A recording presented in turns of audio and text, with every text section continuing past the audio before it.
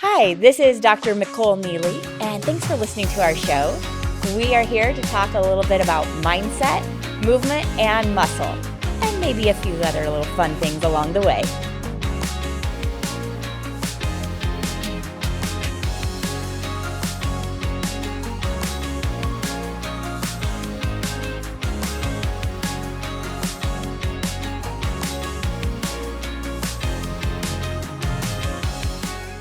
Dr. Micol, sassy and strong, and back to one of my favorite topics with Ashley here. Yes. Okay, peptides, guys, I got to come back to it.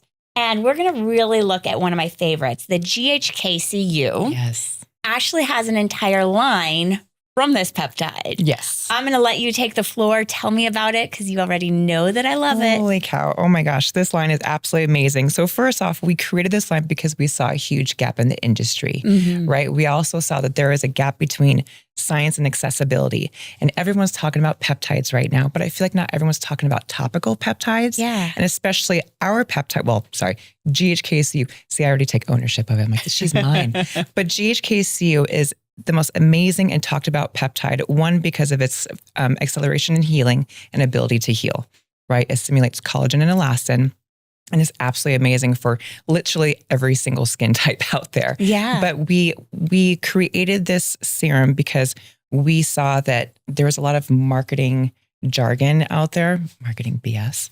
And we said there's so much, there's such a gap in like the educational part. So when you see other copper peptides, there's like trace minerals of the copper peptide, or it's not fully transparent with the concentration. So that's the goal, that's the approach that we took with the serum. And we wanted to make sure that the transparency was really out there. So we come in with a 5% GHK-Cu. What are other topical copper peptides out there? Well, I mean, copper peptide is like probably the biggest one that everyone's talking about. But really, when we're talking about topical peptides, you want to look at, the size of the peptide, right? So like glutathione, KPV, these are all tripeptides similar to GHK-Cu. If the peptide's too large, just as you know, it's not going to penetrate the skin. Yeah. So that's why we really wanted to grow this line, because we've seen so many amazing results. I mean, this peptide has been researched for over 50 years, right? It was discovered for its ability to heal. Can you say that again? Because I think a lot of people think this is a brand new medicine or technology. And they're like, what is GHK-Cu? And it's brand new. I'm scared to use something new. Right. Well, and that's a great question, because we're not introducing anything new to your skin. This is a peptide that's naturally occurring actually in your plasma. And then when it bonds with copper, it turns into that beautiful blue color. But we already produce this peptide naturally. And just so as many other things, as we age, those decline, that level declines. Yeah. And if you compare yourself to, let's say, my 9-year-old, she's running down the street, she skins her knee, she's back at it in a couple days. When I skin my knee, it takes a lot longer to heal. So that's where GHK-Cu comes in. Yeah. I actually personally experienced this. I was telling you. So love my runs, but I'm not the most graceful person. Let's just put it that way. Same. I'm out in Black Canyon running and caught my toe.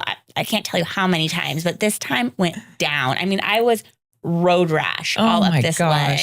And I had your GHK-Cu and used it for 2 days. I swear to you, in 48 hours, like you could hardly tell. And it was pretty gnarly. Oh man. So I have mixed feelings about this though, because then I couldn't show off my scar and how good I was. But there's nothing left. It healed so fast. Yes. Why does GHK-Cu, copper peptide, heal my skin so fast? Collagen. So it speaks directly to your fibroblasts and it helps to stimulate collagen and elastin.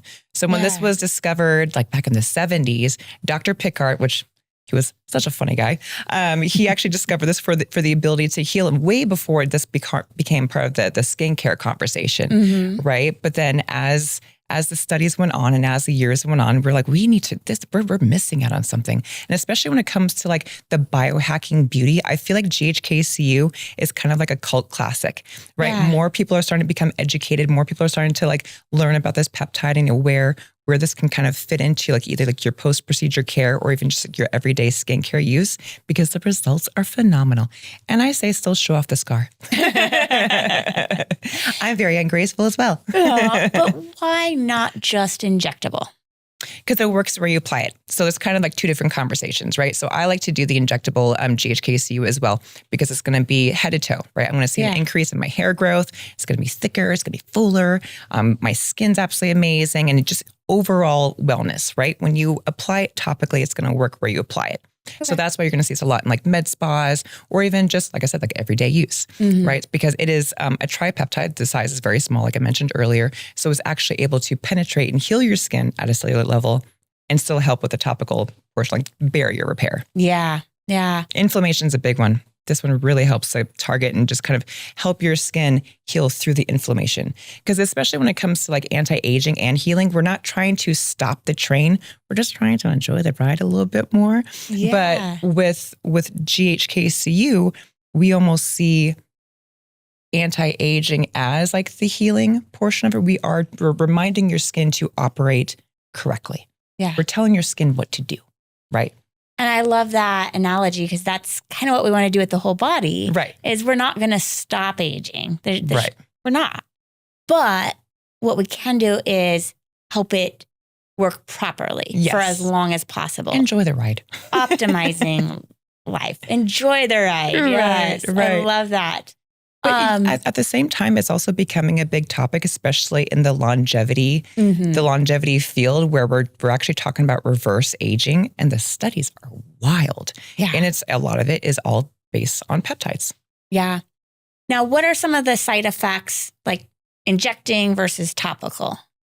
So for topical, really the only limitations is I would recommend to not layer this with a retinol or a vitamin C or any kind of like strong acids. And that's just because it breaks everything down, right? Mm-hmm. When you inject it, you're not going to have those same limitations. So when it comes to topical, if you do have, retinols and vitamin C's in your regimen, just alternate, because they're all absolutely amazing ingredients for your skin. Mm-hmm. But like I said, you're going to see a difference in, let's say, the skin on your legs or the hair, on top of your head, because you're not going to see an increase in facial hair with this serum, but the hair spray that we are creating with GHK-Cu. Oh, will. Yeah. We got some haven't heard of this yet. Yep. We have some fun things coming down. So we can help with hair loss and like thinning hair. Yes. Oh my goodness. I'm so excited. GHK-Cu keeps the hair follicle in the anagen phase. Okay. Which is that's where it grows, right? So when you apply it, especially topically, which I've been using myself, testing it out. You look beautiful. Thank you. But my hair is actually getting thicker and stronger, and it's growing a lot faster, and especially with someone with a short haircut. Really? You're like, I have to cut my hair too often now. Here we go again. You just won over a whole bunch of my patients, because not all of them love the topical minoxidil. And the foam gets messy. Taking oral minoxidil has its side effects, water retention. So how amazing to use a peptide, GHK-Cu as a spray. Yep, and no buildup. It's not thick. It's very, very light. And at the same time, too, this is going to kind of work in that general area too. Mm-hmm. So I'll spray it here, and I'll notice I'm getting hair growth, towards like the back of my hair too, because it really just speaks to all your skin cells and says, hey, let's get the move on. But you said, like, using it topically on the face, we're not going to get facial hair. No way. No, that's a different kind of hair. That's the difference. But I will say my husband uses this too, because this has actually replaced his aftershave, and he used to get terrible ingrown hairs, really bad inflammation. And now he hasn't had a single ingrown hair after this. But he does say that he has to shave his beard a little bit extra. So it's just that type of hair. Okay. So the hair, like we want in our beard, on our head, is going to help that because of the phase of hair growth it's keeping it in. Exactly. Does it help bring down inflammation on the scalp too? It does. Okay. It does. Absolutely. So maybe a lot of dandruff, seborrhea, we can help with that. Absolutely. Well, especially those that have eczema and rosacea, it's not just on the face, right? They feel it on their scalp too. So this is a really great option for them as well. And I mean, I feel like GHK-Cu has so many different seats at the table. For those that are really acneic, when you apply it topically, this is great because it's antimicrobial. It's anti-inflammatory. If you're dry and dehydrated, like I am and everyone else in Arizona, right? This helps to create water bonding molecules in your skin. So it's just like an all-around great peptide that can affect and benefit so many different things. You can't go wrong. Back to like the injectable, like I use both. I love GHK-Cu. I love it for the anti-inflammatory. I love it that we're building collagen. Yeah. I do have a lot of feedback from patients that when you inject it, it tends to burn.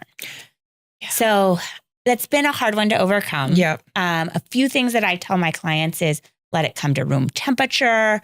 Also, some people will clean with alcohol and inject right away. Right. Let that alcohol dry, like clean your skin, yes. Right. But you don't want to inject through wet alcohol because that can burn and sting. Absolutely. And then for some reason, like when you let it come to room temperature, it tends to cause less irritation under the skin. I've tried that as well. Yep. and then switching up the area that you're injecting. Right. Like I scientifically cannot say there's a difference between injecting in the subcutaneous, so that little fat layer, arm, leg, belly. But some people just really do have less reactions in different areas. It's so strange. Yeah. I've tried all the things as well. It's very spicy for me too. Luckily with the topical, you don't have to worry about the spice. Exactly. But I mean, it's tricky. I've tried the keeping it out like, for a couple hours. I've even done like extra back water too, because she's spicy. She's worth it. Yes. Yeah.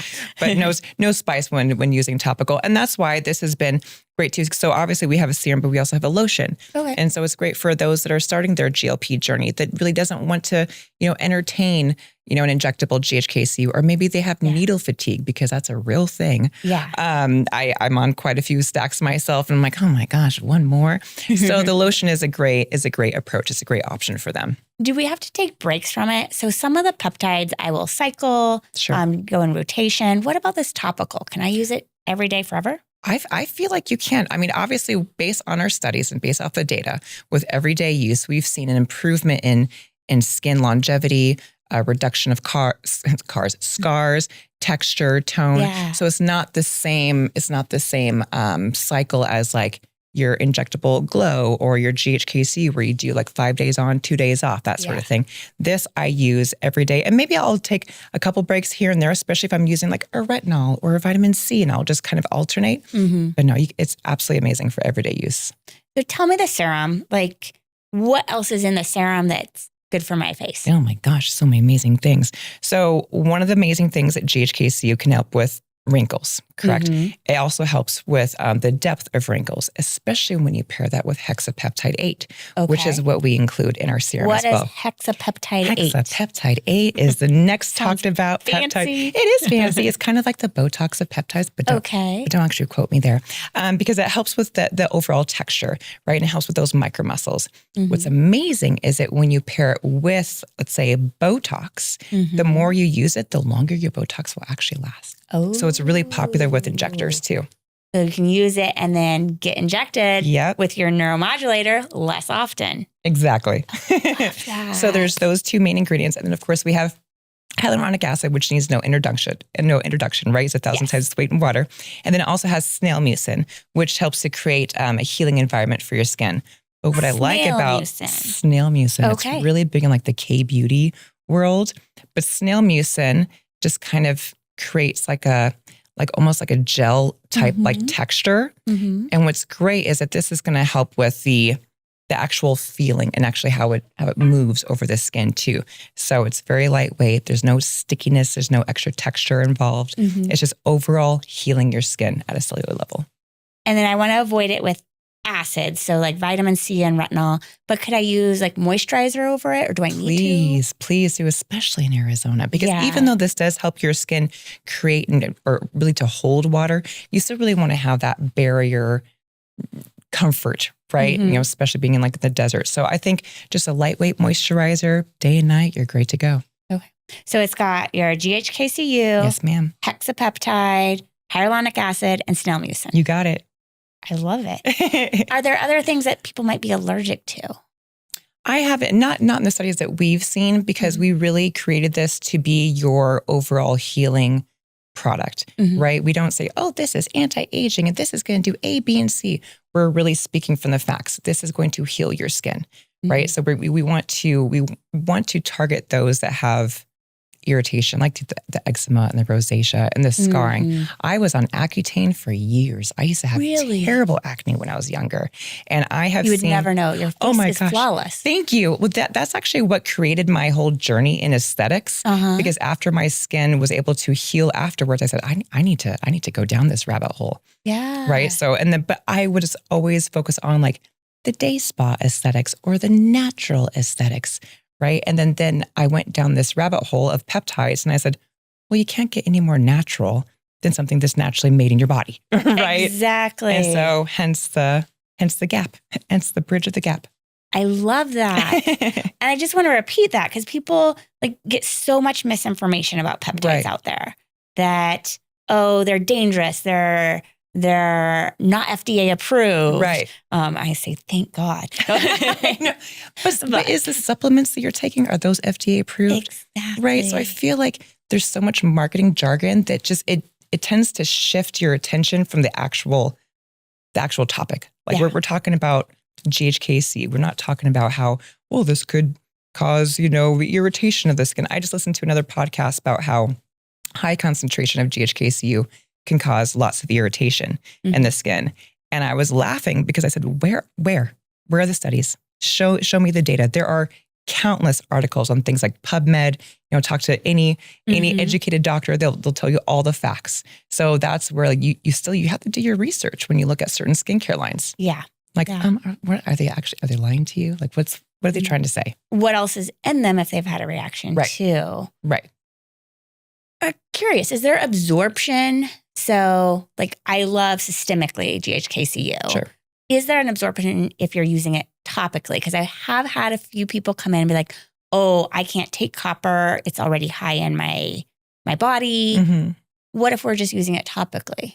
I haven't seen those same results when doing it sub-Q versus topically. Like I said, if anything, we've seen the exact opposite. Yeah. If anything, we've seen maybe some irritation or sensitivity with things like snail mucin or maybe some of the other synergistic ingredients. But as far as the GHK-Cu itself, I haven't seen it. Yeah, I haven't either. Right, I've seen that it's going to, again, it's working locally. It's topically.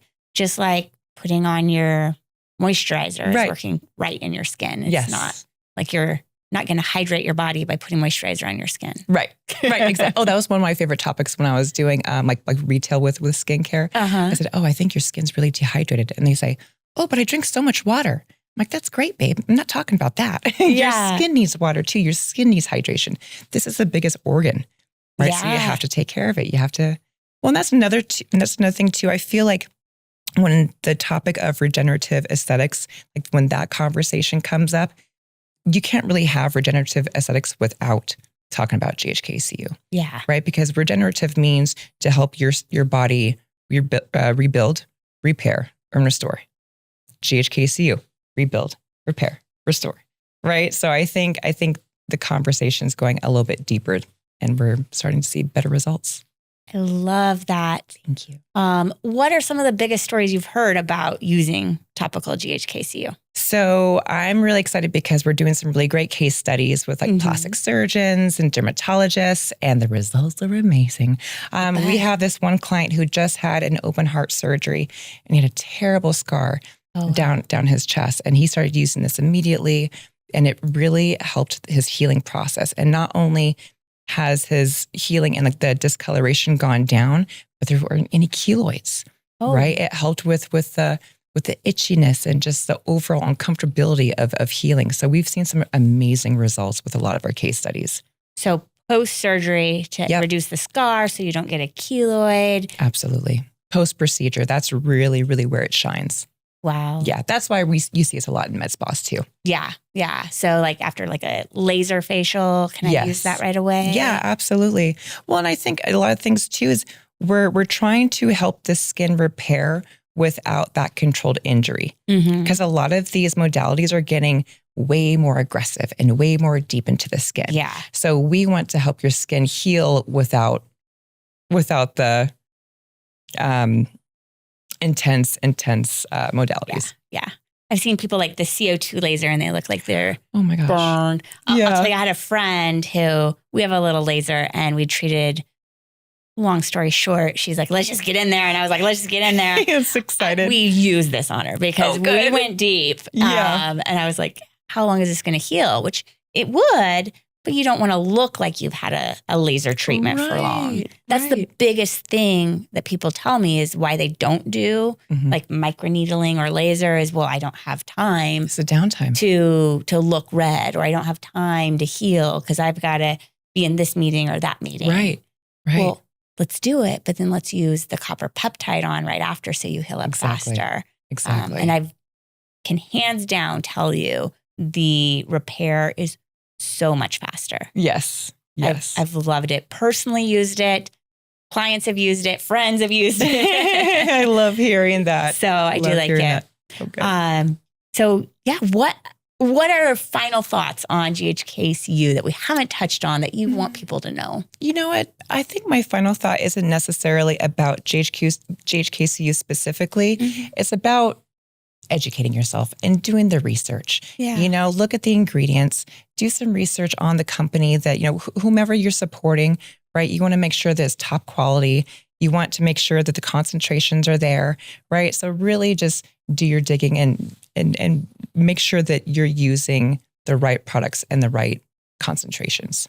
I think that's the perfect comment. Yes. I'm telling people all the time, like, yes, you can go online, you can buy peptides cheap as you want. Right. But what are you actually getting? Where's the quality? Yeah. So you do, like, it is the Wild West with peptides out there. Gosh, it is. It's crazy. They're popular. Yeah. I love them. All my patients, all my listeners know I love peptides. But please be careful where you get them. Yeah. Make sure you've done your research that you're getting a quality product, a whole product. Yes. Otherwise, you can do more harm than good. Right. Absolutely. Absolutely. Especially right now, since it is such a huge buzzword. Yeah. You know, peptides, exosomes, this. There's so many different things out there. So yeah, just do your research. I love that. Well, that's one of my favorites. If you have questions, reach out. We love topical and injectable GHK-Cu. It's healing, it's anti-aging, and who doesn't want to glow forever? I mean, come on. Thank you, Ashley. Thank you so much. This has been great.